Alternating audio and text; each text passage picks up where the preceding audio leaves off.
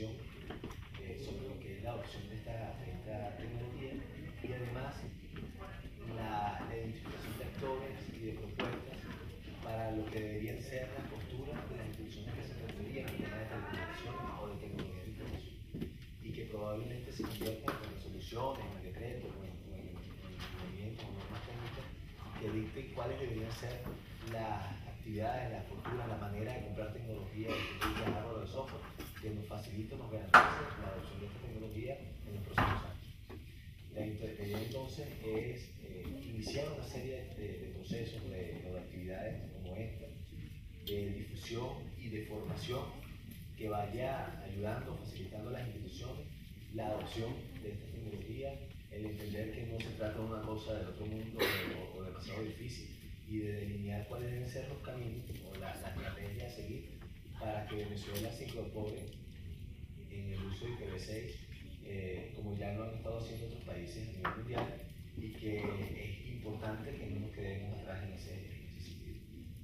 Le doy las gracias por su participación, estaremos viendo el día de hoy y de mañana y espero que puedan sacar el mayor provecho de las actividades de hoy.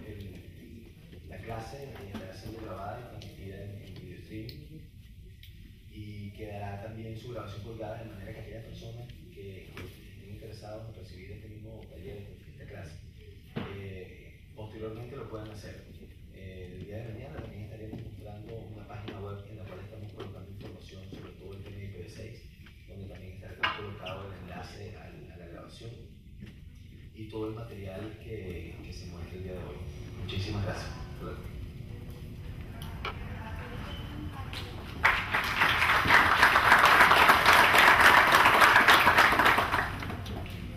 Esta actividad está saliendo por video streaming a través de nuestro Twitter, @FundaciónCENIC. Ahora, para dar inicio al taller, vamos a darle la más cordial bienvenida a nuestro ponente de hoy, Juan Carlos Alonso, quien viene del Registro de Direcciones para América Latina y el Caribe, la ACNIC.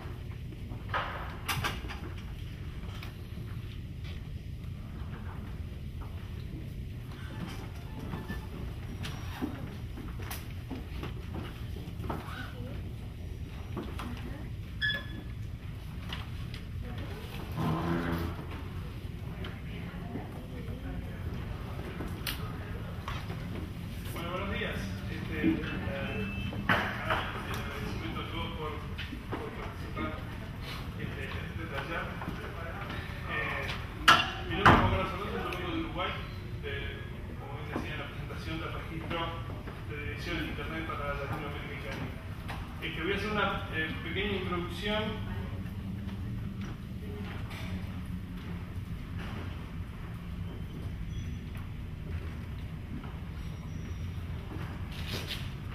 básicamente de qué es la ACNIC y qué representa qué incidencia y qué representa todo este tema de IPv6 del cual vamos a charlar.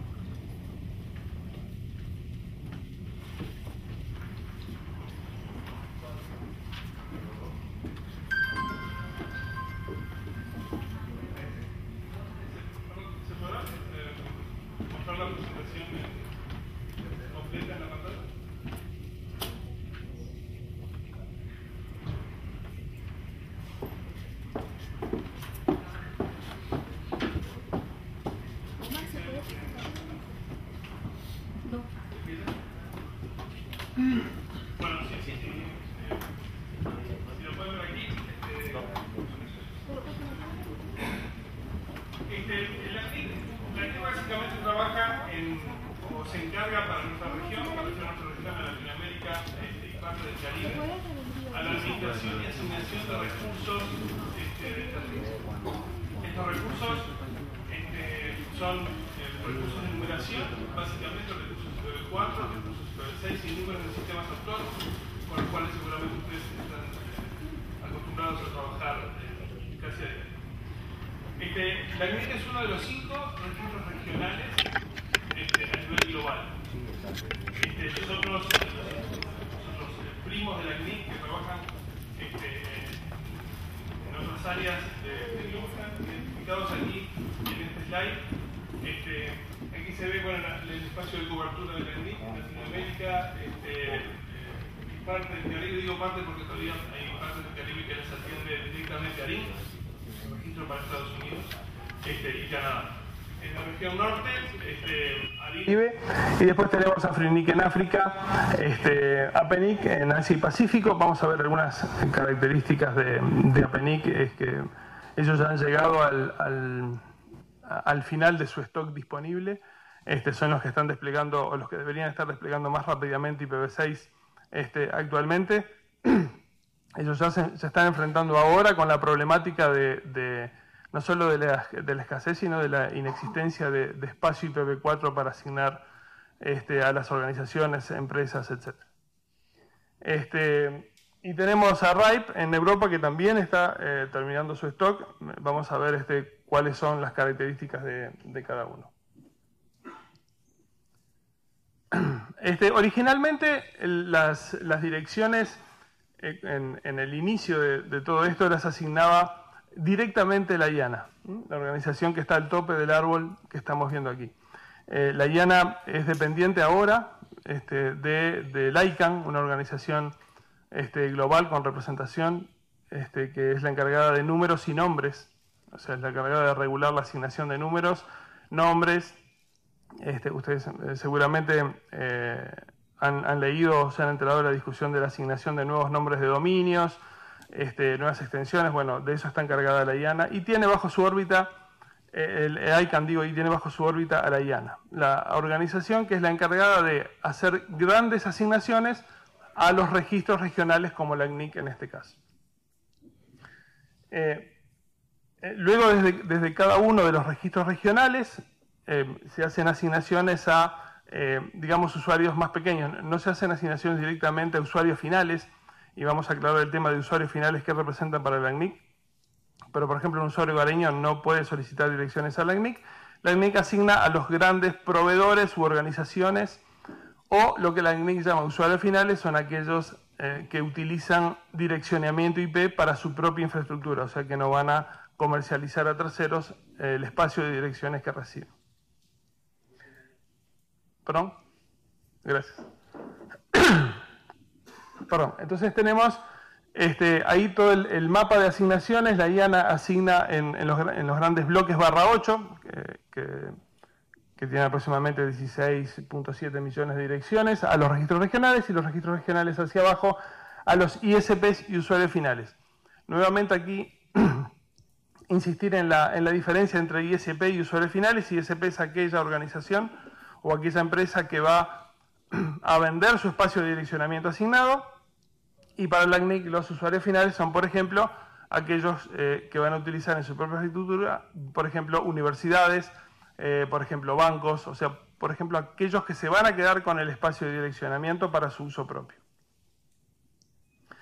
Antes del año 92 este sistema estaba absolutamente centralizado bajo la órbita de la IANA.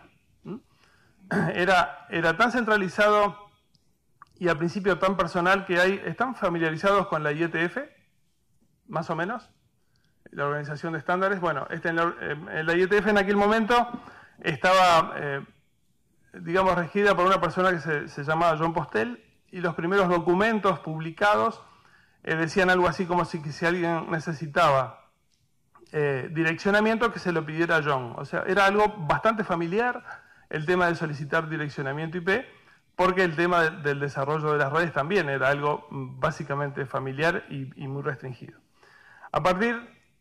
Eso fue evolucionando, y a partir del año 92 o en el 92 mismo, se empezaron a crear los registros regionales, o sea, aquellas organizaciones como la CNIC, a las que se le delegaba el trabajo del direccionamiento en cierta región específica. La primera fue en Europa, RIPE, NCC, fue el primer registro regional fundado en Europa y a nivel global. Y empezaron a aparecer después APENIC en Asia y Pacífico, y ARIN, que cubría, cuando inició su operación, cubría Norte, Centro y Sudamérica.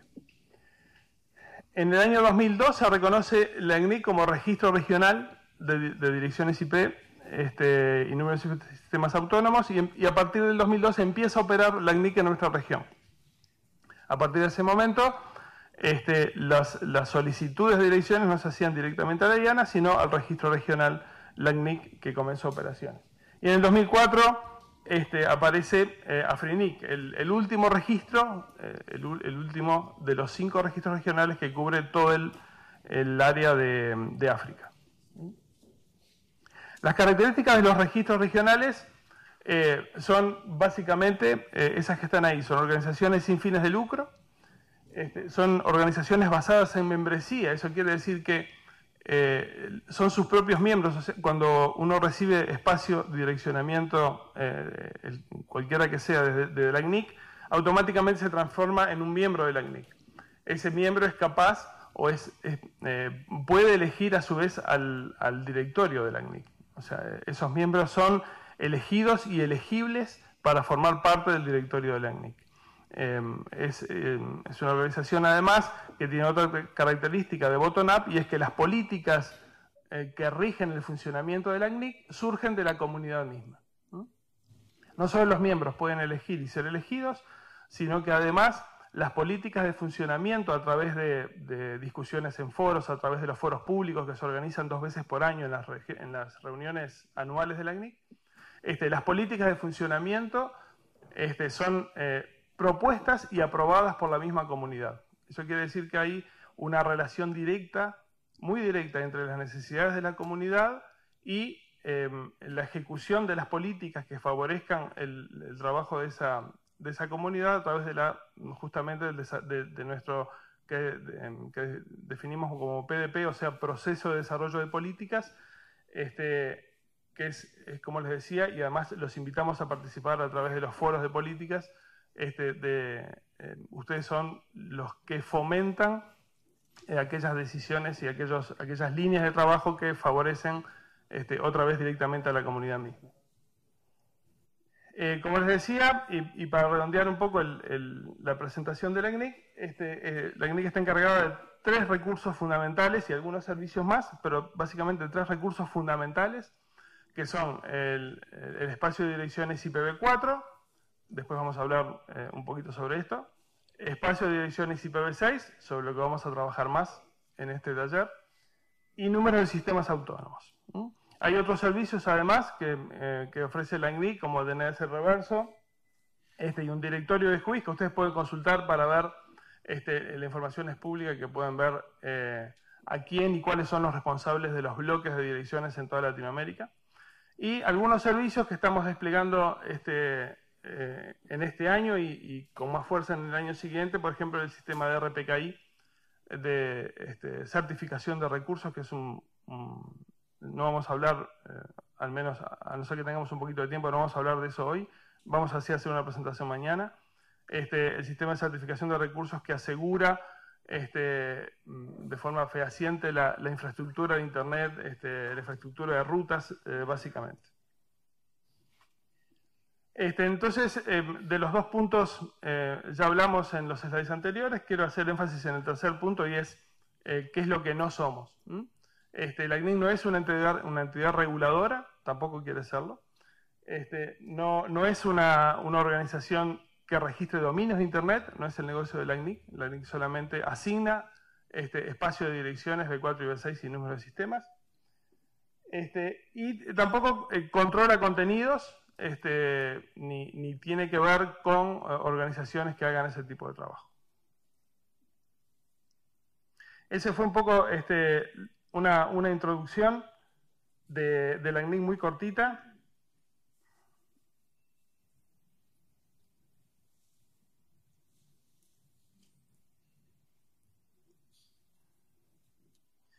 Vamos a profundizar ahora un poco más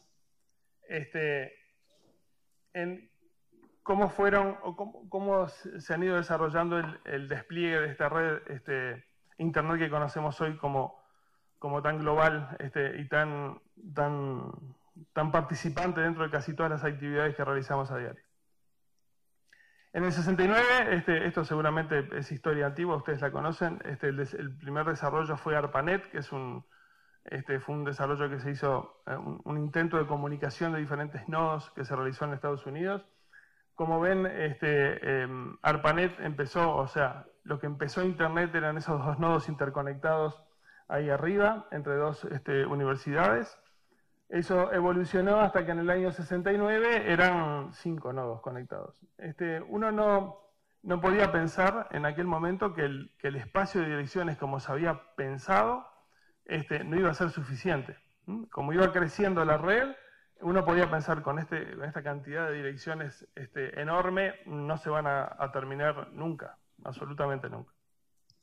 Entonces se siguió trabajando en el despliegue de la red basada en el protocolo de direccionamiento IPv4.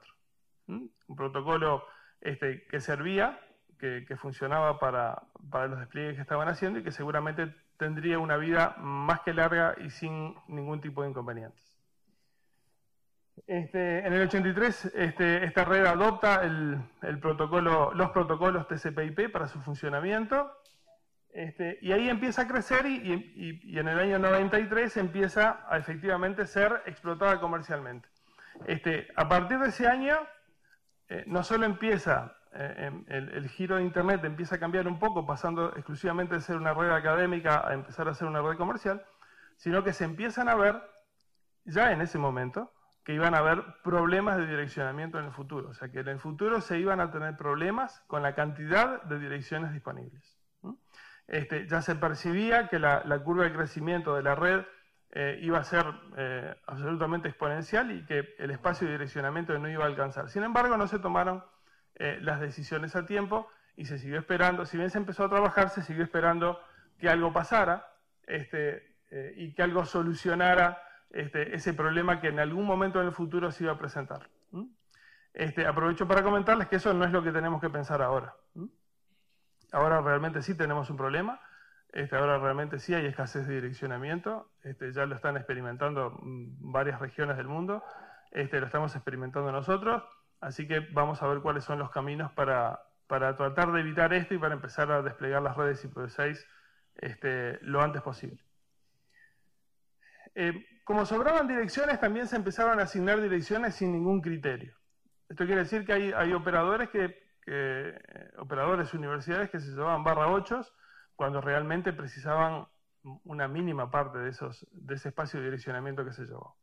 Esos espacios que se asignaron en aquel momento, ahora es muy difícil que esas organizaciones los devuelvan, o sea, es muy difícil hacerse con esas direcciones para distribuirlas en las regiones que efectivamente lo necesitan, y ese fue un problema por el cual IPv6 se diseñó como se diseñó, o sea, no pensando en que iba a haber problemas de direccionamiento. Entonces, algunas organizaciones en aquel momento, algunas empresas muy grandes, como algunas que están listadas ahí, se llevaron grandes espacios de direccionamiento que efectivamente no necesitaban. IBM, HP, AT&T, MIT, el Departamento de Defensa, etcétera, USPS, todas esas llevaron 1 o 2 /8 pensando en que los tenían ahí por las dudas. Y en aquel momento también se empezó a hablar de clases, de clases de direccionamiento.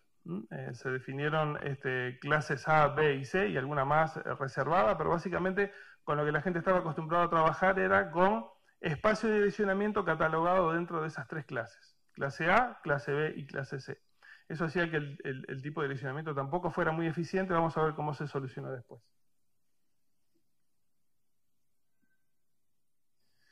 Aquí vamos en ese mapa cuáles son las organizaciones, las que están marcadas en verde más intenso fueron aquellas organizaciones que se llevaron un /8 completo, y ven dentro del espacio del verde cuánto efectivamente están utilizando al día de hoy de esos /8 que se llevaron.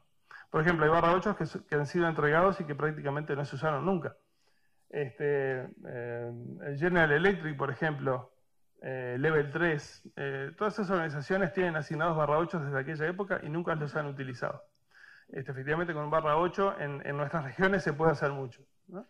Entonces, bueno, el espacio reducido que se definió en aquel momento dentro del protocolo IPv4, la mala asignación de esos recursos desde el inicio, o sea, la asignación. Ustedes se cuenta que aquellos que estén acostumbrados a lidiar con el número 127.001, dense cuenta que eso es una clase A definida en aquel momento que lo usamos solo para nuestro host local. O sea, es un /8 que se definió para un host local. Ese es el criterio que se utilizaba para asignar o definir el uso de direcciones IPv4. Bueno, hay algunos más, hay bloques no asignados que se dejaron para pruebas, etc. Pero no hay que pensar en cómo podemos reaprovechar o cómo podemos tratar de obtener de vuelta ese espacio de direccionamiento que no está utilizado para volverlo a redistribuir, sino que tenemos que insistir una y otra vez en otra solución, una solución más a largo plazo, una solución que nos dé la tranquilidad de aquí en adelante de desplegar nuestras redes sin ningún tipo de preocupación, sin pensar en que tengo direcciones IPv4 para un tiempito más y capaz que capaz que nos pueden devolver alguno de los registros, ese espacio de direcciones y tenemos para otro tiempito más. La solución tiene que ser absolutamente otra. Como les decía, ya desde aquel momento se empezó a tratar de ver cuáles eran las soluciones que se podían implementar cuando los problemas aparecieran.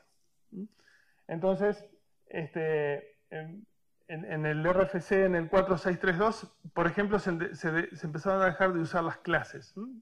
Se dejó de utilizar la clase A, B y C para definir espacio de direccionamiento y se empezó a trabajar con CIDR, o sea, classless. No se definían bloques fijos de asignaciones, sino que se definían espacios de direccionamiento dentro de esos bloques, solamente aquellos que fueran necesarios, ya sea para la asignación o para el uso. Eso optimizó, pero optimizó el espacio de direccionamiento que quedaba, no lo que se había hecho mal desde el principio. Entonces, si bien alargó un poco el tema de la escasez, alargó un poco que apareciera efectivamente el problema de escasez, lo que hizo fue casi exclusivamente eso, demorar un poco nada más que apareciera el problema, pero no darle una solución definitiva.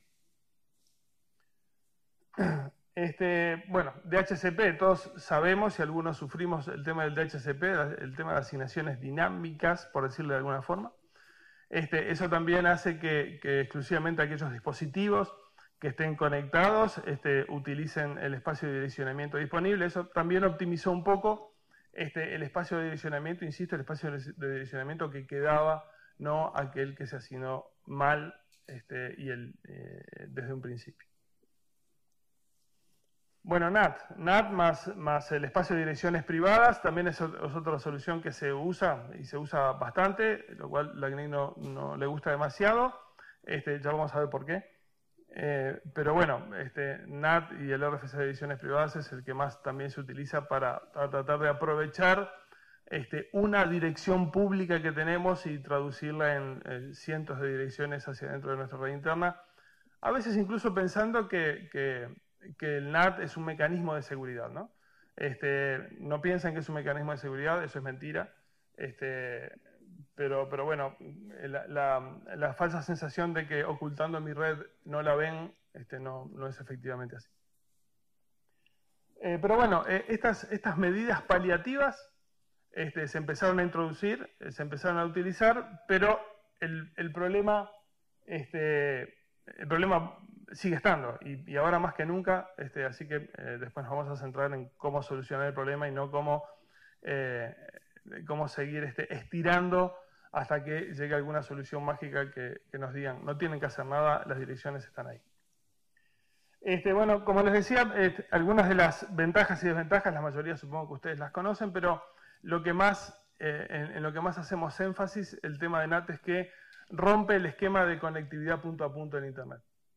Eso sobre lo cual se ha trabajado desde el principio y sobre lo cual era la base de la conectividad de los protocolos TCP/IP, obviamente con NAT se rompe. Dificulta además alguna serie de aplicaciones, ustedes sabrán, conectar o configurar protocolos de ruteo que intervengan, en donde intervenga el espacio de direccionamiento privado. A veces es un problema. No sería raro que ustedes en algún momento hayan visto que dentro de su protocolo de ruteo les anuncian la red 10 o la 192.168. Y bueno, básicamente lo que queremos hacer énfasis es en que la solución de NAT no funciona ahora y tampoco va a funcionar y menos escala, porque hay soluciones que se están implementando, que los grandes carriers están implementando, que se llama, que están basadas sobre NAT, que se llaman CGN, Carrier Grade NATs, que son gigantescos NATs que instalan los carriers, donde eso puede parecer que es una solución al agotamiento y que pone IPv6 a la vuelta de la esquina y no es efectivamente así. Tampoco pensamos, puede ser una solución a corto plazo mientras se despliegan efectivamente las redes IPv6, pero no va a ser una solución a largo plazo. En esta gráfica ustedes ven, hubo apenas en el 95 cuando se empezaron a utilizar estos mecanismos, el CIDR, o sea, el utilizar, no utilizar las clases, sino utilizar los slashes para determinar los prefijos, el DHCP, utilizar direcciones privadas, solamente disminuyó en un 14% la gráfica de agotamiento de IPv4. O sea, no contribuyó demasiado. Si bien contribuyó, no fue algo decisivo para decir, bueno, ahora sí no tenemos nunca más problemas. En el año 92, cuando se empezó a percibir este problema, también se empezó a trabajar, aunque lentamente, en el diseño de un nuevo protocolo. Las características de este nuevo protocolo deberían ser las que están más o menos definidas ahí. Que sea escalable,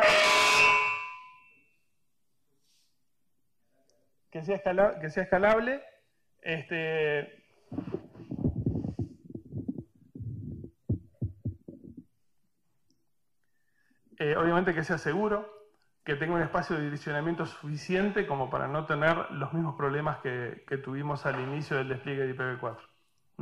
O sea, en la definición de lo que fuera el nuevo protocolo, la escasez de direccionamiento no tenía que existir de ninguna manera, y efectivamente se logró en el diseño de IPv6. Que tenga soporte para calidad de servicios, que tenga mecanismos de seguridad, por ejemplo IPsec dentro del mismo protocolo. Ahora en IPv4 es opcional, bueno, IPsec está definido dentro del nuevo protocolo. Y que tenga, básicamente, como seguramente no iba a ser el nuevo protocolo compatible con el anterior, compatible con IPv4, que fueran definidas y bien conocidas las herramientas que nos permitieran ingresar en el proceso de transición entre IPv4 e IPv6. Si bien los protocolos, insisto, no eran compatibles, sí había que determinar cuáles sean los mecanismos para pasar de un protocolo a otro, o al menos, que es lo que recomendamos, cómo hacer convivir los dos protocolos en nuestras plataformas y en nuestros despliegues de redes para que la transición sea lo menos traumática posible.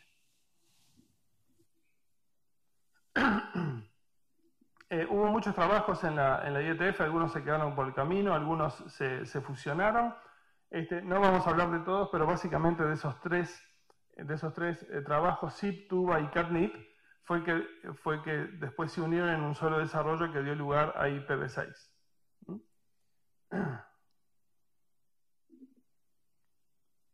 IPv6 fue definida por otro RFC definido en la IETF, que incluía, insisto, los tres trabajos anteriores, o sea, tomó algún elemento de cada uno de esos trabajos. Fue definido por el protocolo 2460 y la característica fundamental es la que figura ahí, ¿no? Los 128 bits de longitud de las direcciones de IPv6.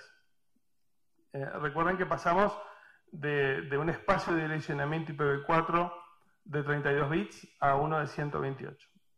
Eso ya dejamos de pensar acá en direcciones, lo vamos a ver durante el curso, vamos a dejar de pensar en direcciones y vamos a empezar a pensar en redes. O sea, a un usuario final le vamos a asignar redes, no direcciones individuales. O sea, el cambio de mentalidad tiene que apuntar desde ahora en este tipo de cosas. El espacio de direccionamiento IPv6 es, no sería lógico decir infinito, pero yo diría que nos da para trabajar sin ningún tipo de problema durante muchísimos años. Y seguramente aparezca una tecnología nueva para trabajar con redes antes, y empecemos a usar esa tecnología antes de que se agote el espacio de direccionamiento IPv6. Así que el espacio de direccionamiento IPv6 no es un problema, eso fue definido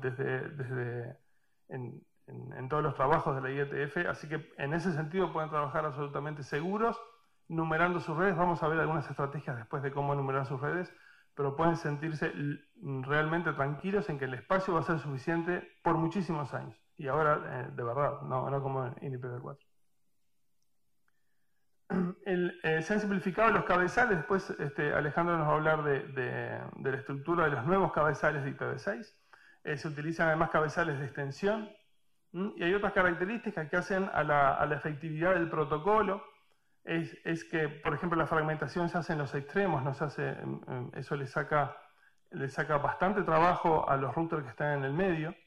Simplemente tienen que pasar tráfico sin preocuparse de otras cosas, eso lo hace más ágil.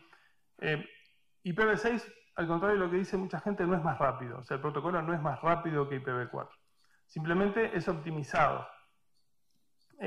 Bueno, después hablamos. Como les decía, hay mecanismos de IPsec incluidos dentro de la definición del protocolo, no son opcionales como en IPv4.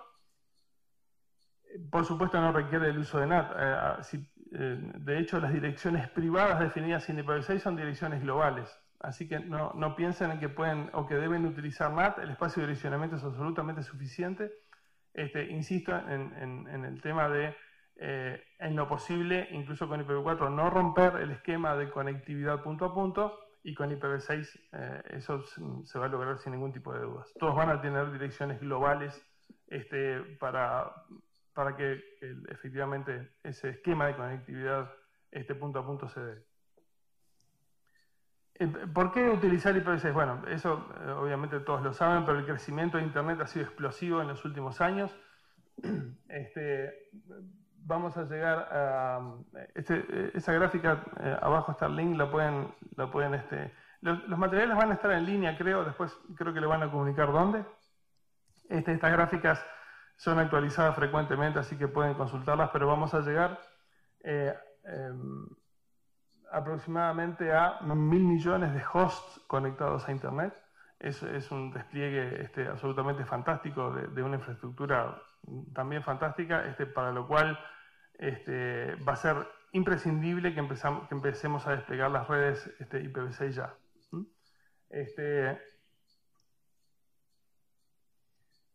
Bueno, aproximadamente el 30% de la población mundial tiene acceso a redes IPv6.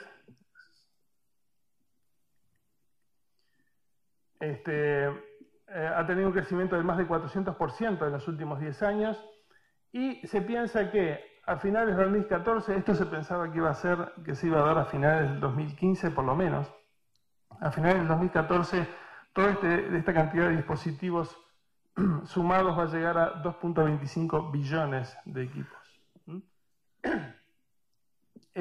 Gran parte de esta infraestructura, como decíamos, está montada sobre mecanismos de NAT.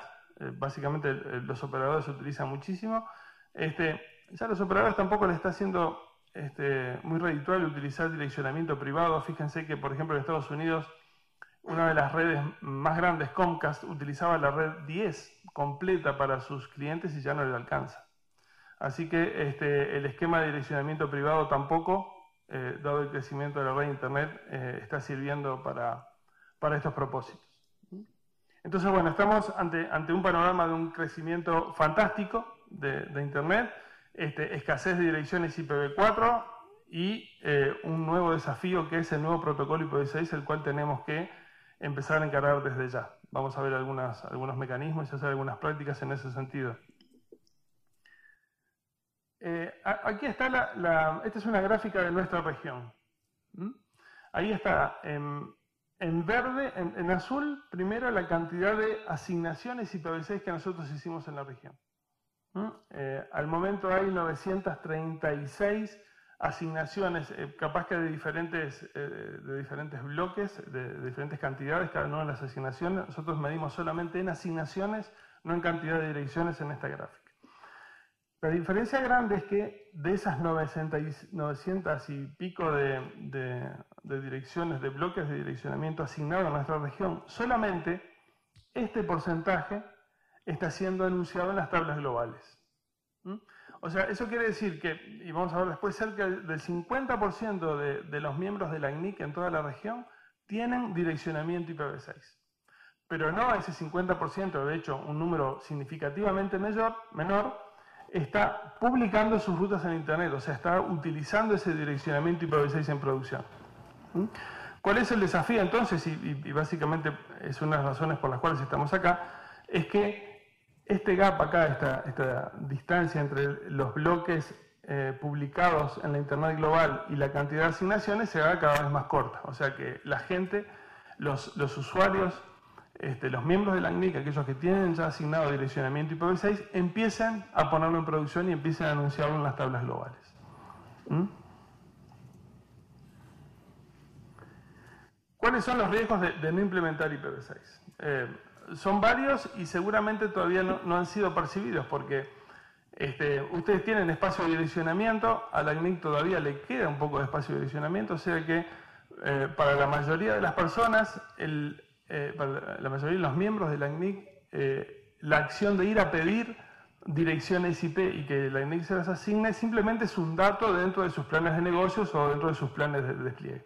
O sea, ustedes piensan, yo necesito direcciones, bueno, voy a desplegar estas redes, por ejemplo, una red 3G, etcétera, y en cierto lugar de ese plan de despliegue o plan de negocios está ir a pedirle direcciones a la CNIC. Van, piden direcciones, la CNIC se las asigna y siguen con su plan de negocios. Eso ya no va a ser así. O sea, la CNIC se está quedando también sin espacio de direccionamiento, entonces ese dato que ustedes tenían dentro de sus planes de desarrollo, dentro de sus planes de negocios, cuando llegan a la CNIC a pedir el espacio de direccionamiento, por ejemplo, para definir o para desplegar una red 3G, la CNIC no le va a poder asignar esa cantidad de direcciones necesarias. Eso todavía no se percibe porque todavía hay direcciones, pero piensen que en un futuro muy cercano, este dato tiene que estar presente dentro de sus planes de despliegue. Que la CNIC, y es el que la CNIC no tenga direcciones suficientes para asignarle y para que ustedes sigan adelante con sus planes.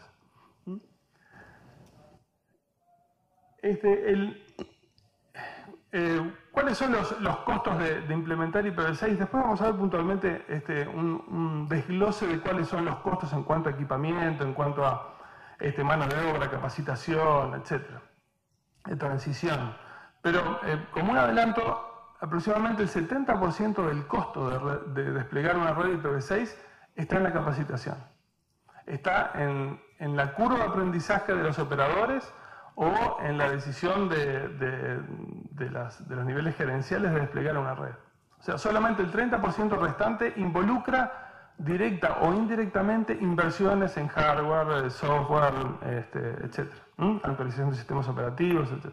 Así que, si ustedes pensaban que el costo es muy grande, piensen que el 70% de ese costo se cubre con planes de capacitación y de entrenamiento de los técnicos. Así que capaz que eso cambia un poquito la forma de pensar de lo costoso que puede ser el despliegue de IPv6 y el poco retorno que pueda significar el despliegue de las redes.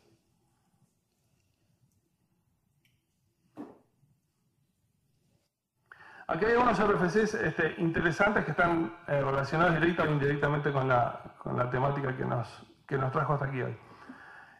Hay muchos importantes, en la definición de NAT, consecuencias, etcétera, IPNG, protocolo de Internet, del último, el 2460, de lo más importante, pero si están acostumbrados a leer papers o si no están acostumbrados y quieren empezar a incursionar, acá hay una lista de lo específicamente recomendado para darle una visión general a todo lo que vamos a ver hoy sobre este tema.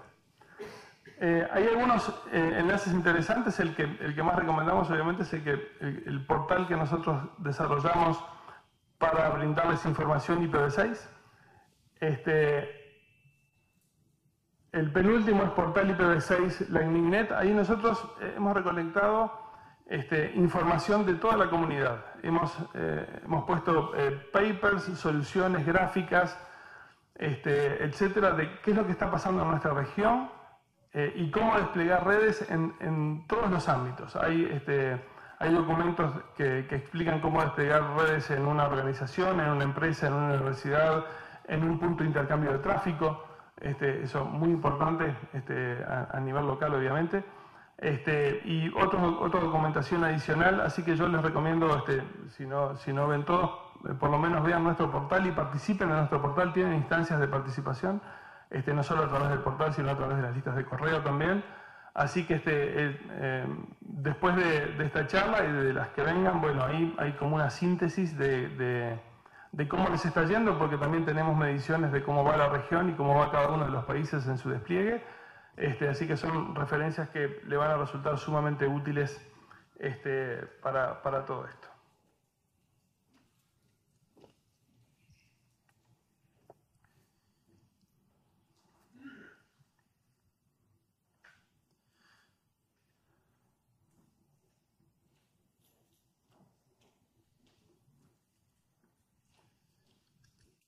Ahora vamos a ir directamente en lo que refiere a algo que nos preocupa muchísimo, y es qué está pasando con el agotamiento de direcciones. Ya les adelanté algunas cosas, pero vamos a ver ahora en gráficas cuál es el impacto del agotamiento efectivo.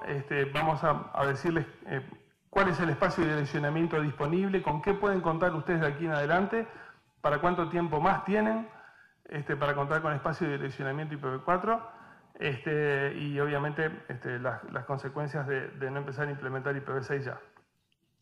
Esa es la distribución actual, es simplemente anecdótico de cómo está distribuido todo el espacio IPv4 actualmente. O sea, qué cantidad tiene cada uno de los registros regionales y qué cantidad tiene la IANA, o sea, el organismo central que asigna los grandes /8 a cada uno de los registros, disponible para seguir asignándonos a los registros.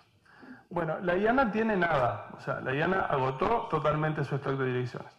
A la IANA no podemos ir a pedirle más direcciones para a su vez poder seguirle asignando, en este caso, a nuestros miembros. Ese es el espacio de direccionamiento que tenía la IANA y cómo se fue agotando con el tiempo, hasta llegar a mediados, casi fines del 2011, donde se entregaron los últimos 5/8, uno a cada uno de los registros regionales. O sea, la IANA no tiene más espacio disponible. Ese es un dato muy importante.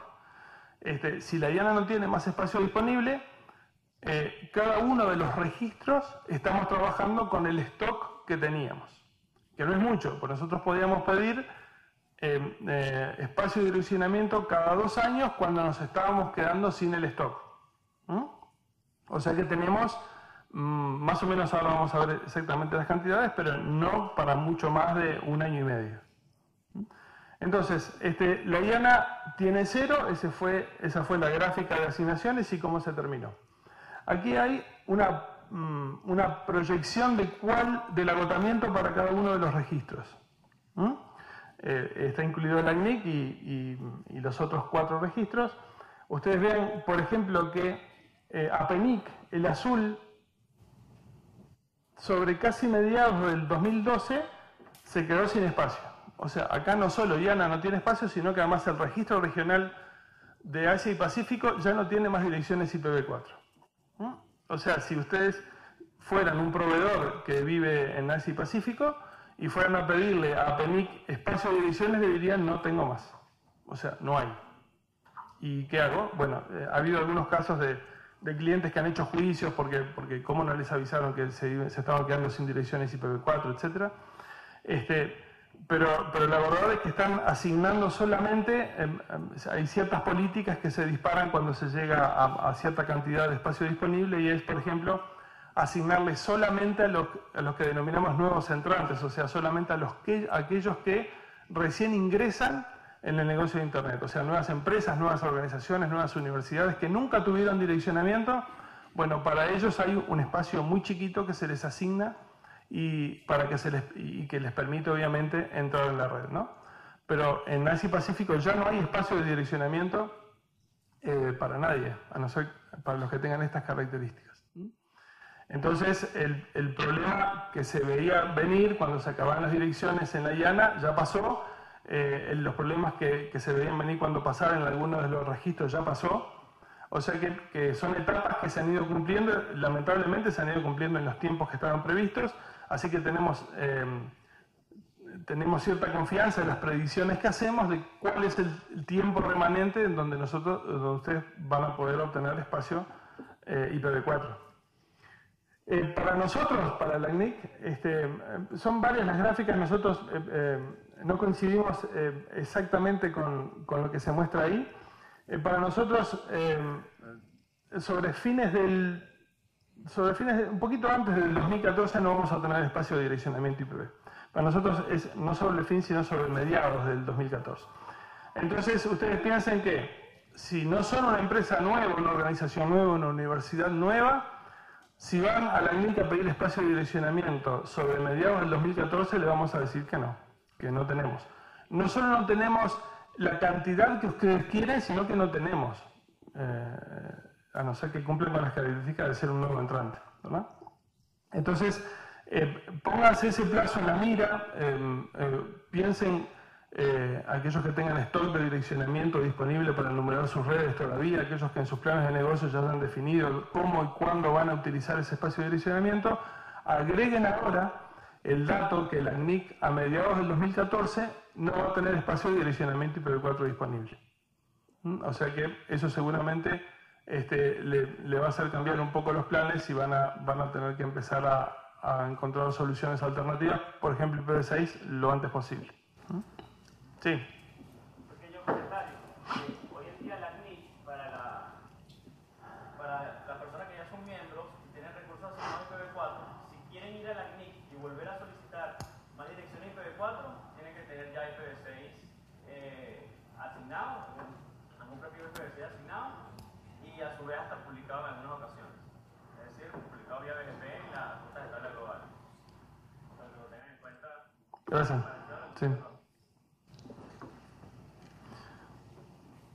Bueno, los otros registros están más o menos en las mismas condiciones. El registro de Europa también rápidamente se va a quedar sin espacio de direccionamiento, RIPE, sobre fines del 2013, o mediados del 2013. O sea que a mediados del año que viene, el otro gran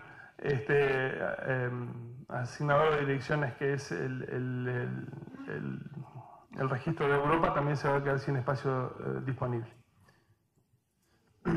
Bueno, la misma gráfica mostrada de diferente forma. Ahí están en las líneas que sobresalen de las curvas la fecha más probable de finalización del stock disponible. Y aquí estamos nosotros. Esta es la gráfica que hemos tenido de asignación desde el año 2011. Nos queda esa cantidad de direcciones disponibles. Ahí hay unos pequeños escalones en las gráficas.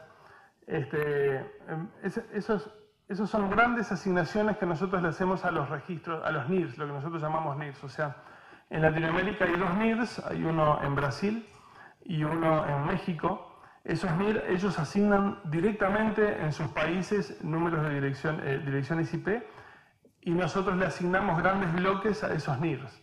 O sea, le asignamos grandes bloques a México y le asignamos grandes bloques a Brasil para que ellos después subasignen los bloques que nosotros les asignamos. Esos son lo que ahí se representan con esos escalones, o sea, esas grandes asignaciones. No hay proveedores tan grandes que signifiquen esos saltos, sino simplemente están reflejados nuestras asignaciones a los NIRS.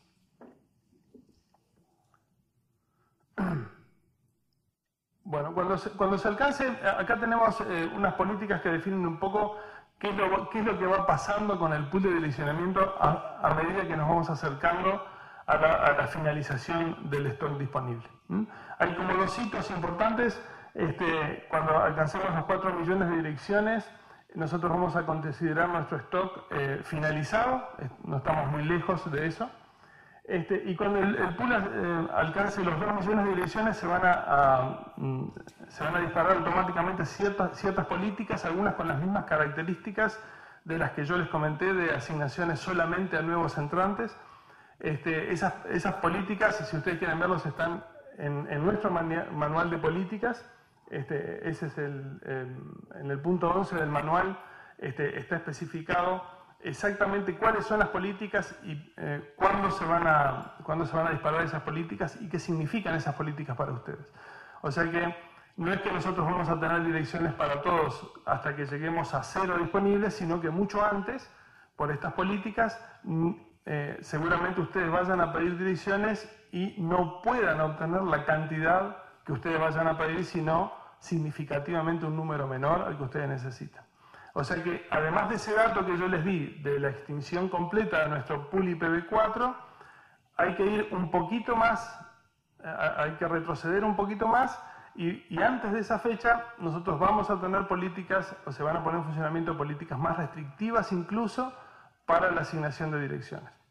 O sea que ese es un dato adicional, que no solo tengan en cuenta la fecha final del agotamiento, sino bastante antes. Este cuadro,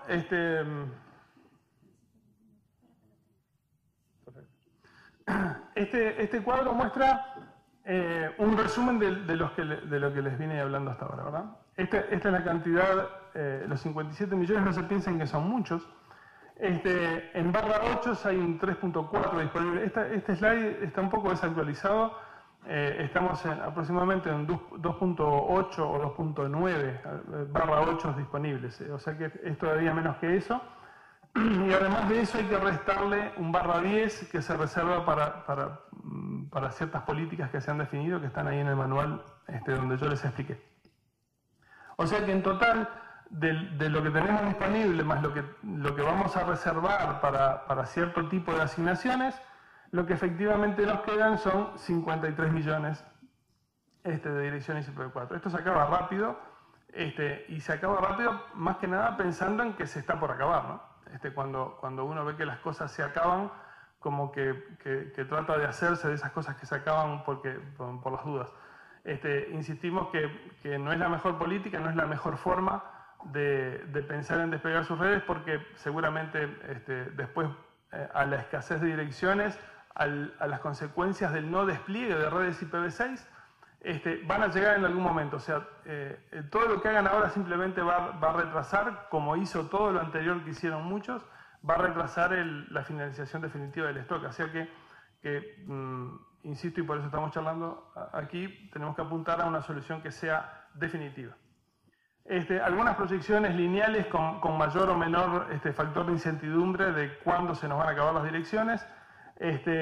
Insistimos, una buena fecha, aparte de todas las gráficas, una buena fecha estimativa es mediados del 2014. Esa es una fecha que nosotros estimamos que es oportuna para pensar en que no vamos a tener más. ¿Qué es lo que pasa? Incluso ya les comenté el tema de las políticas de asignaciones que se van a disparar cuando estemos llegando a la finalización del stock. Cuanto menos espacio disponible tengamos IPv4, obviamente mayor y más costoso va a ser la solicitud de recursos, ¿no? O la obtención de esos recursos por algunos mecanismos que no sean los que la INDIC tiene implementados, digamos, en forma estándar. Por ejemplo, van a empezar a aparecer seguramente mercados grises o mercados negros, o el color que ustedes quieran, donde aquellas organizaciones o empresas que tengan espacio de direcciones sin utilizar van a tratar de comercializarlas. Eso ya está pasando en otras regiones, básicamente en aquellos que se han quedado sin espacio de direccionamiento.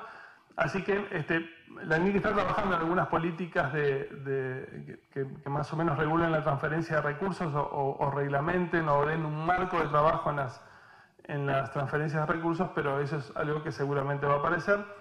Y la cantidad de direcciones que van a aparecer en esos mercados grises tampoco van a ser suficientes para resolver los problemas.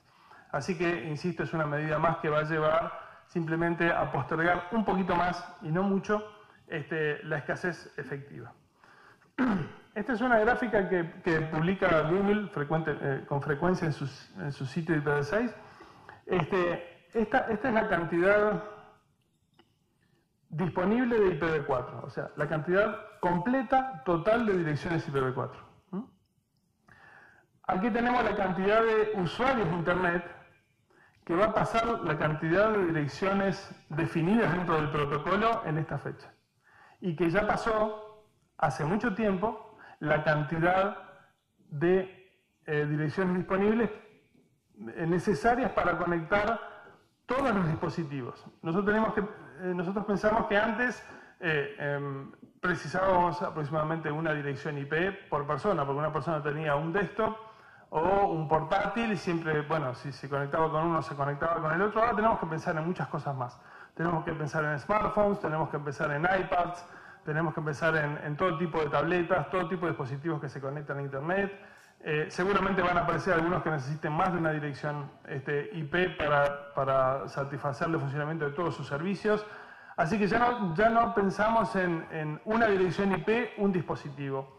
Si bien seguimos pensando en esa relación, ya no tenemos que pensar en un dispositivo por persona, sino que más de uno. O sea que además de que tenemos escasez de direcciones, además del crecimiento exponencial, tenemos que agregarle la cantidad de dispositivos que se han incorporado a nuestra vida normalmente en el uso de todos los días. Y este es el espacio disponible de IPv4 que queda en cada uno de los registros. Como les comenté, APNIC ya tiene menos de un /8 disponible solamente para nuevos entrantes. Y aquí están nosotros, estamos en la APNIC con 3.43. Insisto, estos slides están un poquito desactualizados, tienen un mes y poco, así que las cantidades ahora, si van a la página web, las van a ver actualizadas porque se actualizan todos los días. Pero esto es un poquito viejo. Y el que tiene más espacio de direccionamiento y el que asigna con menor velocidad es el registro de AFRINIC, que tendrá direcciones para un tiempo más. Sin embargo, es uno de los que ha llevado adelante el despliegue de redes IPv6 con más energía. De hecho, están haciendo muchísimos cursos con IPv6, así que en África se está desplegando IPv6 con mucho éxito y muy rápidamente.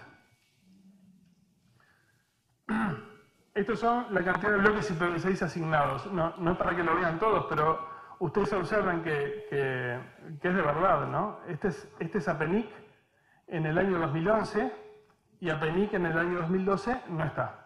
O sea, no tiene direcciones para asignar. La frecuencia de asignaciones la cantidad de asignaciones de APNIC fue creciendo.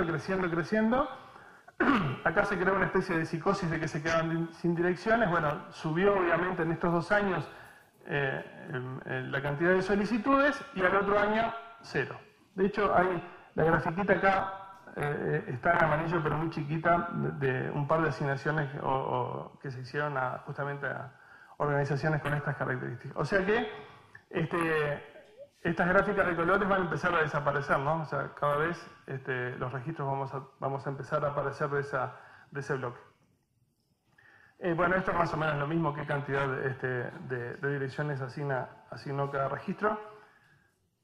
Y acá, antes de irnos al break, 5 minutitos más, para que ustedes tengan realmente una idea clara de cuál es el espacio de direccionamiento IPv6 que tenemos para asignar y que ustedes tienen para trabajar. Está definido en esta gráfica siguiente y presten atención. Este es todo el espacio IPv6 disponible. O sea, los 128 bits de direccionamiento están representados por este espacio gris. De este espacio gris, o sea, de la totalidad del espacio IPv6, solamente un /3, o sea, este espacio amarillo, fue el definido para trabajar con direcciones global únicas, o sea, para trabajar con las direcciones que hagan la conectividad de extremo a extremo posible. O sea, todo el espacio de direccionamiento disponible para asignar, para trabajar, etc. O sea que de todo el espacio solamente un /3 fue definido para asignar. De ese /3 definido como Global Unicast, o sea, direcciones públicas, por decirlo de otra forma, solamente ese espacio azul muy pequeño, esa porción del espacio azul muy pequeño, fue asignado a los registros regionales. O sea que apenas ese espacio azul del /3 fue asignado en tamaños /12 a cada uno de los registros regionales. ¿Sí? Y nosotros pensamos, bueno, hay otro espacio ahí, otro /12 para otros usos, pero nosotros pensamos que con este /12 asignado a cada uno de los registros regionales, tenemos para muchos años de trabajo, muchos. De hecho, pensamos que una vez que cada uno de ustedes, de las organizaciones, empresas o universidades, nos vengan a pedir direccionamiento IPv6, difícilmente vengan por otro bloque IPv6. O sea, con lo que les asignamos, de una vez va a ser suficiente para que ustedes trabajen durante muchísimo tiempo. O sea, rara vez, a no ser proveedores de muy gran tamaño, vengan a hacernos una segunda solicitud de un bloque IPv6. O sea que imagínense que de todo el espacio solamente un /3 se definió como Global Unicast y una mínima parte de ese espacio Global Unicast se repartió entre los registros regionales, y los registros regionales vamos a tener para muchísimos años de trabajo con ese /2, o para muchos años de trabajo. O sea que lo que yo les decía al principio, que no tienen que preocuparse de la cantidad de direcciones disponibles, observen esta presentación que efectivamente es así, no tienen que preocuparse de la cantidad de direcciones disponibles. Y acá es cómo estamos en la región en asignaciones de bloques IPv6. No estamos mal, tampoco estamos muy bien, todavía nos ha creado mucha conciencia en nuestra región de lo imperioso y de la necesidad de asignar o de solicitar bloques de direccionamiento IPv6, pero vamos bastante bien comparados con otras regiones que tienen un gran desarrollo en este sentido. Y en nuestra región específicamente, ¿cuál es el porcentaje de miembros con IPv4 y con IPv6? Vemos ahí en la NIC, bueno, están los otros registros, vemos en la NIC que el 46%, ahora estamos casi cerca del 50%, o sea, casi la mitad de nuestros miembros tienen espacio asignado IPv6. O sea, ahí tienen que pensar en la gráfica que les mostraba antes, que no solo hace falta tener las direcciones, sino que ponerlas en producción, o sea, anunciarlas en las tablas globales de Internet. Ese es el trabajo que tenemos que hacer ahora. Si bien alentar a los que todavía no tienen espacio de direccionamiento a que lo tengan, básicamente trabajar fuerte para aquellos que ya tengan el espacio, ponerlo en producción. Vamos a ver después algunos mecanismos, cómo poner ese espacio en producción, cuáles son las etapas de despliegue de IPv6, lento, en forma muy segura, pero para desplegar IPv6 en nuestras redes. Bueno, ¿qué puede pasar cuando no haya más dirección IPv4? Bueno, Internet va a seguir funcionando exactamente igual.